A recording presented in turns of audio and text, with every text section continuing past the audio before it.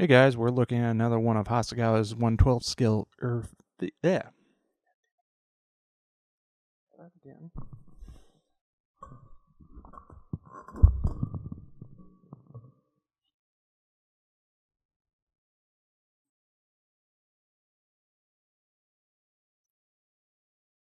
Hey guys, we're going to be looking at another one of Hasegawa's 112th skill figures this week with Blond Girl Volume 9. Let's open her on up and take a look.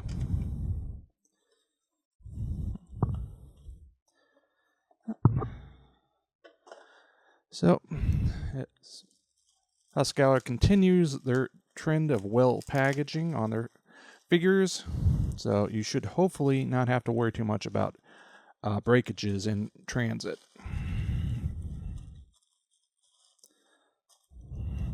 So we'll start off with her torso and her legs. Now, as we've seen with most of Hasegawa's figures, the sculpting is impeccable in terms of just the design and the general quality. In particular, and I don't know how well this is going to show up on camera, is the necklace sculpt is very fine, very nicely in scale. Granted, it is going to be a bit of a pill to paint, but the fact that they did sculpt that is fantastic.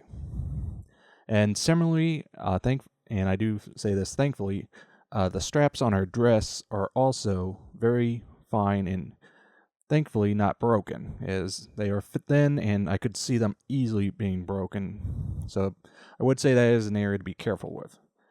Beyond that, though, thankfully, I don't see any areas of overt concern in terms of the casting. Have very little in way of mold lines, so that should not cause you any real problems. The one area I would say you might need to be careful with is the skirt, as some of the resin is on the thin side, and you can almost see it, how the thickness and the translucentness of the skirt.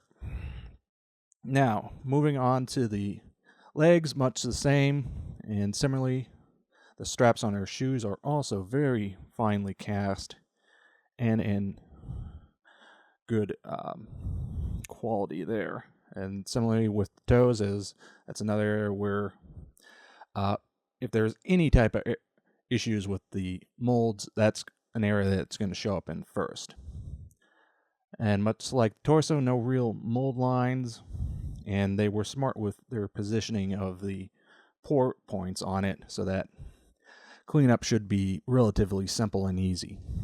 Now, one issue I did find while doing some testing as far as fit goes, noticed the alignment between her leg and her torso is off. She's basically leaning forward almost, and it's very subtle, but it is definitely there. And this is where I'm not quite sure how to go about correcting this, as I'm unsure if trying to heat the parts up and adjust it that way would be the right way to go, or if trying to resculpt the area as far as how it connects would be the proper way to go. As obviously my concern would be if you heat this up and try to manipulate it, either breaking or just totally melting away. So that's where I'm left questioning things. So that is something to be aware of. Continuing on to the hands.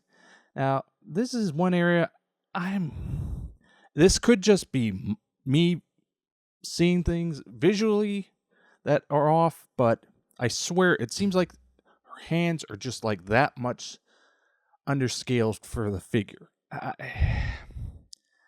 I can't help but feel like that is the case in terms of their proportion to the rest of the figure. And I don't know, it seems like her hands are small to me. and call me crazy. But aside from some fair bit of flashing, overall cast on them is more than acceptable. I would say, given the styling of the figure, you might want to add some nails to her, or at least make them a little more prominent. But other than that, no complaints there. In terms of fit, and I will try to do this as best I can, and because it's more than acceptable. It's significantly better than with regards to the legs. Moving on, we've got our rest of our skirt, which for this one, because of how tight it fits, you're going to have to attach the legs first, then the skirt. And again, this is where the before-mentioned alignment issues flare up again. The rest of her bangs, which, just doing a quick little dry fit, despite having the pour stub still on, fit's not bad. Which, you cannot complain. And then, obviously, her bow. This is one area I would say, given how fine it is, I question if you're going to be able to get it off cleaned up without breaking it. I almost wonder if it might just be easier to scratch build a new one out of some wire. But we're each going to have to figure that one out on our own. So give me a second to get her back in her bags, and then we'll take a look at the instructions. Okay, as with all these Hasegawa figures, the instructions are pretty straightforward and simple. There's no real sort of gotchas. One thing you do need to make sure you do, however, is make sure you attach the legs before the skirt. Otherwise, trying to wiggle them in is probably going to be a fairly substantial issue. You may be able to heat the parts up a little bit with a heat gun and try to open it up a little more before you paint. But otherwise, I think the simpler answer would be to just attach the legs first. Plus, if you always has the same alignment issue as mine does, you can try and fix that. Other than that, no real flaws here. Our basic paint key. Would be nice if they included a more colorized photo, but it is what it is. So, what do I think about this one? Well, in comparison to some of the other ones we've looked at recently, it does seem like a marked improvement. In terms of the casting quality, it's definitely a lot better. In terms of most of the parts fitting, it's definitely good.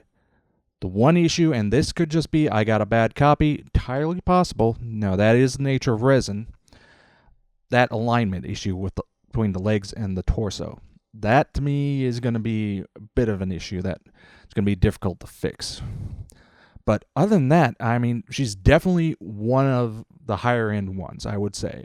This is one I would definitely recommend trying to get if you're interested in doing figures, as she's well sculpted, very just classic beauty, and should definitely make a statement piece in anyone's collection.